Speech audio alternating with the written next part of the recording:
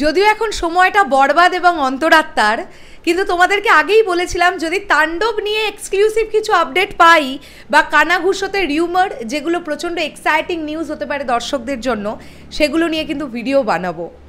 তো জানতে পারা যাচ্ছে তাণ্ডব সিনেমাতে নায়িকা নাকি থাকতে চলেছেন সাবিলা নূর, মেগাস্টার শাকিব খানের বিপরীতে, এবং সাবিলা নূরের এটাই প্রথম বড় পর্দার সিনেমা হতে চলেছে। আর কি কি জানা যাচ্ছে বিস্তারিত আলোচনা করি। সিনেমার গল্প কি ধরনের হতে চলেছে সেটাও নাকি জানতে পারা যাচ্ছে।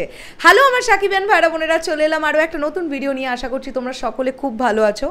আমি যে জায়গা থেকে এই নিউজটা পেলাম সেটা তোমাদেরকে অবশ্যই সোর্সটা দিয়ে রাখা ভালো, কেননা পরবর্তী সময় তো এরকম হতেই পারে যে কথাটা মিলল না, তখন ব্যাপারটা খারাপ দিকে যাবে। তাই বলেই দিই, আমি এনটিভির তরফ থেকে কিন্তু এই নিউজটা পেয়েছি। এই যে এনটিভি পোস্ট করেছে এই নিউজটা, এবং এনটিভির পোস্ট করার পরে পরেই স্বাভাবিকভাবে বিভিন্ন ফ্যান গ্রুপগুলো, ফ্যান পেজগুলো তারাও পোস্ট করা শুরু করেছে। আমি আবারও বলি, যেহেতু ডিরেক্টর রাইহান রাফি, এটা রাইহান রাফির ছবি, তো আপডেট কিন্তু খুব একটা লিকেজ হয় না। এবার যদি সত্যি আমরা দেখি সাবিলা নূরই আছেন তাণ্ডবে মেগাস্টারের বিপরীতে, তাহলে তো ক্যাবাদ ব্যাপার।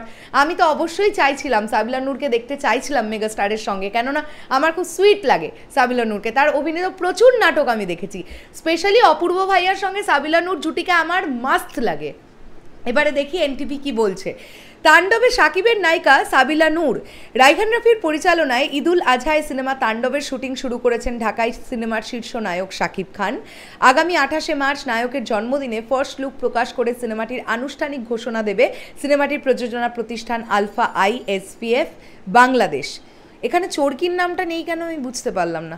আচ্ছা, সিনেমাটির শুটিং শুরু হলেও এতে শাকিবের বিপরীতে কে থাকছেন তা ঈদের পর প্রকাশ্যে আনবেন বলে গণমাধ্যমকে জানিয়েছেন নির্মাতা। তবে এনটিভি অনলাইনের কাছে খবর, তাণ্ডবে শাকিব খানের বিপরীতে অভিনয় করছেন ছোট পর্দার অভিনেত্রী সাবিলা নূর। এটিই হতে যাচ্ছে সাবিলার প্রথম সিনেমা। সিনেমাটির বিশেষ একটি চরিত্রে কাজ করছেন জয়া আহসান।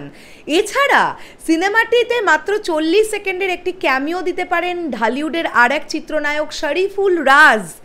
সিনেমাটির এক প্রযোজনা প্রতিষ্ঠান সূত্রে এনটিভি অনলাইন আরও জেনেছে, দেশের একটি টেলিভিশন চ্যানেলে হামলাকে কেন্দ্র করে এগিয়ে যাবে তাণ্ডব সিনেমার গল্প।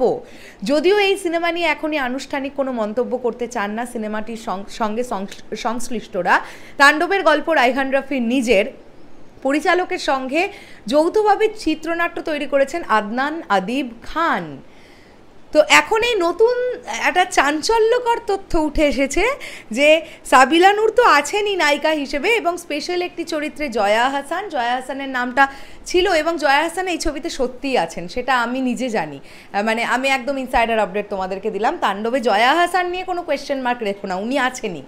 কিন্তু সাবিলা নূরই মেন নায়িকা কিনা সেটা কিন্তু এখনও জানি না। এটা এনটিভির তরফ থেকে এলো আমাদের কাছে খবরটা, এবং একটি ক্যামিও চরিত্রে আমরা শরীফুল রাজকে 40 সেকেন্ডসের জন্য দেখতে পাবো তাণ্ডবে, এটাও জানতে পারা যাচ্ছে। তো অনেকগুলো ইনফরমেশন এনটিভির তরফ থেকে বেরিয়েছে। এবার দেখার ব্যাপার এটাই যে আসলে বাস্তবে এটা কতটা সত্যি হয়, সেটা তো আমরা জানতে পেরে যাব। আর এখন আমরা অবশ্যই ওয়েট করব তাণ্ডবের ফার্স্ট লুক।